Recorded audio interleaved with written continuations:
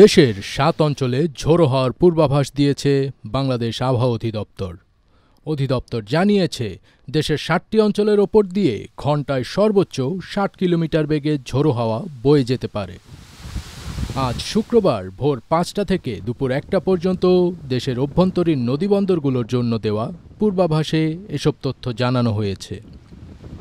আবহাওয়াবিদ মোহাম্মদ তরিকুল নেওয়াজ কবির স্বাক্ষরিত বিজ্ঞপ্তিতে বলা হয়, খুলনা, বরিশাল, পটুয়াখালী, নোয়াখালী, কুমিল্লা, চট্টগ্রাম এবং কক্সবাজার অঞ্চলের উপর দিয়ে পশ্চিম বা উত্তর পশ্চিম দিক থেকে ঘণ্টায় ৪৫ থেকে ৬০ কিলোমিটার বেগে অস্থায়ীভাবে দমকা অথবা ঝোড়ো হাওয়া সহ বৃষ্টি অথবা বজ্রসহ বৃষ্টি হতে পারে।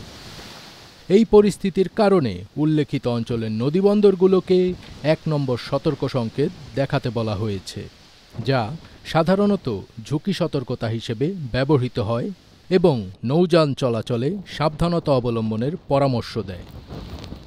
এদিকে গতকাল বৃহস্পতিবার সন্ধ্যা ৬টা থেকে পরবর্তী ২৪ ঘণ্টার আবহাওয়ার পূর্বাভাসে জানানো হয়েছে, দেশের কয়েকটি বিভাগে দমকা হাওয়া সহ বৃষ্টি অথবা বজ্রসহ বৃষ্টির সম্ভাবনা রয়েছে।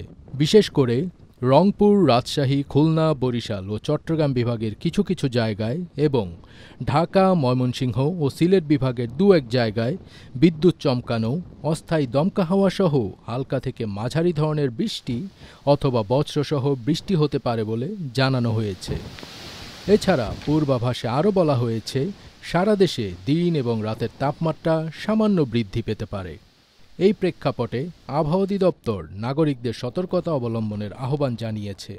বিশেষ করে যারা নদীপথে যাতায়াত করে থাকেন তাদের ঝুঁকি এড়াতে নির্দেশনা মেনে চলার পরামর্শ দেওয়া হয়েছে।